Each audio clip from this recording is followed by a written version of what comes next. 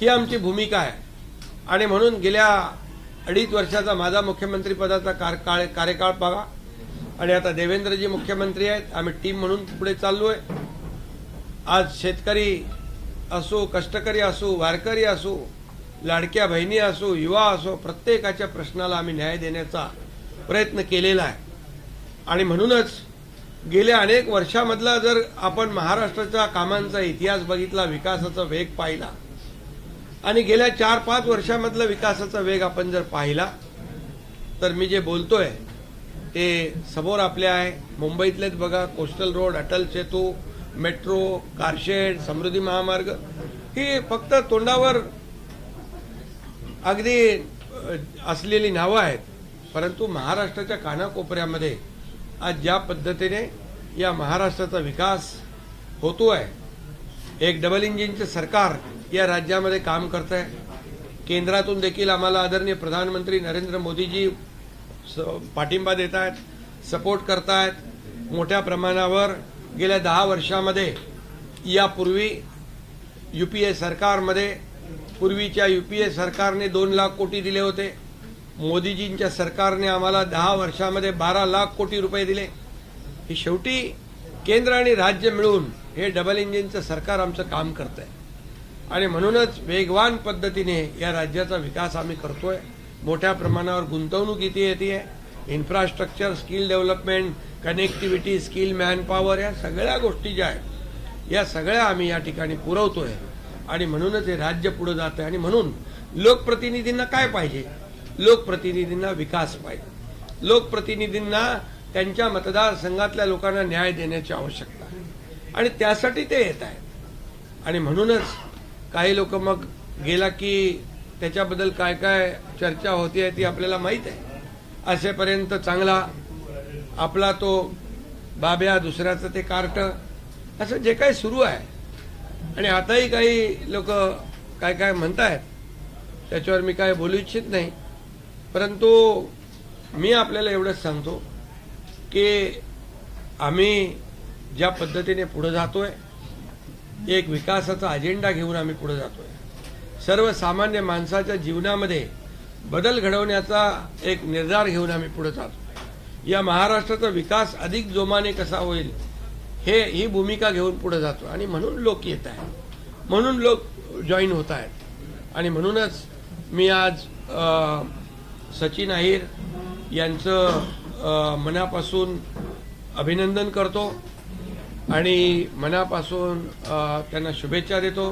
मगाशी माझं त्यांच्या तोंडून माझं सचिन तेंडुलकर असताना, खरं म्हणजे ते अष्टपैलू आहेत, बॅटिंग बॉलिंग सगळं करतात ते, गुगली पण सांभाळते आणि गुगली पण सांभाळते। हा, आज गुगली टाकलेली आहे, त्यामुळे आता आज एक चांगला कार्यकर्ता ग्रासरूटचा आज सोबत काम करायला आलाय, त्याचं मी अभिनंदन करतो।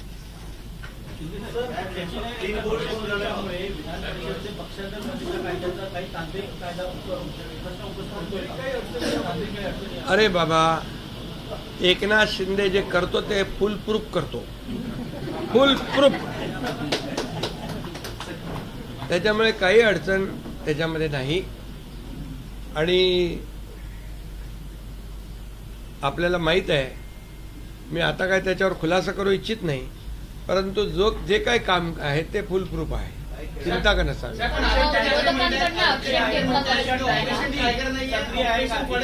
विधानसभेचे आमदार तुमच्या संपर्कात आहेत का? ठाकरेंची विधानसभेतील इतरही आमदार तुमच्या संपर्कात आहेत का ऑपरेशन टायगर 3च्या अंतर्गत? अरे पण आजच सांगितलं तर उद्या ब्रेकिंग काय तुम्हाला नंतर ऑपरेशन टायगर नाही तर ऑपरेशन देवेंद्र फडणवीस त्यांचे पंख छाटण्यासाठी हे सगळं सुरू आहे। मी एक तुम्हाला सांगू का, जी व्यक्ती देवेंद्रजींना ते मुख्यमंत्री असताना त्यांनी 2019ला माझ्या समोरची गोष्ट आहे, 50 फोन केले, एकही फोन उचलला नाही। आणि त्यांची भाषा काय होती, एक तर तू राहशील नाही तर मी राहीन, अशा प्रकारची भाषा बोलणारे महाविकास आघाडीच्या सरकारच्या काळात देवेंद्रजींवर खोटे गुन्हे दाखल करणे, त्यांच्या सागर बंगल्यावर पोलीस पाठवणे, एवढ्या पातळीवर जाणारे अशा प्रकारचं एकदम त्यांना पुतना मावशीचं प्रेम आलेलं आहे. हे मगरमच्छ के आंसू आहेत. देवेंद्रजी हुशार आहेत, त्यांना कळतंय सगळं. त्यामुळे मी आणखी याच्यावर जास्त मला वाटत नाही बोलण्याची आवश्यकता आहे, कारण आणखी त्याला उदाहरणं मला देता येतील. रंग बदलणारे कोण असतं? इतक्या जलद गतीने रंग बदलणारा मी कधी नाही पाहिजे.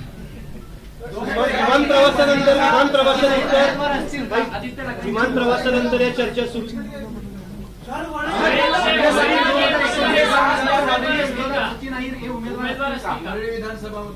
अरे बाबा, तुम्ही आत्ताच का त्याला वेळ आहे, त्याला 3 वर्ष इथले आहे. पुढचे आमदार तुमच्या शेजारी बसलेत असं म्हणायचंय का? कारण आता आमदारच आहेत ते, आदित्य आता ते आमदार आहेत आणि आता ते ठाकरे उपसभापती म्हणून बसणार आहेत. पण आदित्य ठाकरेंना हरवणारे आमदार असं म्हणायचं शेजारी बसले. आम्ही असं कोणालाही बघून कुठलाही मतदारसंघ डोळ्यासमोर ठेवून काम करत नाही, निर्णय घेत नाही. त्यामुळे जसं जसं वेळ येईल तसं तो निर्णय होईल. त्यांच्याच मतदारसंघातले सुनील शिंदे म्हणतायत की पक्षाने आत्मचिंतन केलं पाहिजे. सुनील शिंदे. आमच्या लोकांनी आता आत्मपरीक्षण केलं पाहिजे. त्यांनी ना, मग मी तेच सांगतोय ना, दुसऱ्या जाणाऱ्यांना शिव्या देण्यापेक्षा शिव्यांची आता शिव्यासेना जाऊन आली 6 मतदारसंघामध्ये, बरोबर. त्यांचं वेलकम सचिन अहिर यांनी आज केलेलं आहे, त्यांनी उत्तर दिलेलं आहे.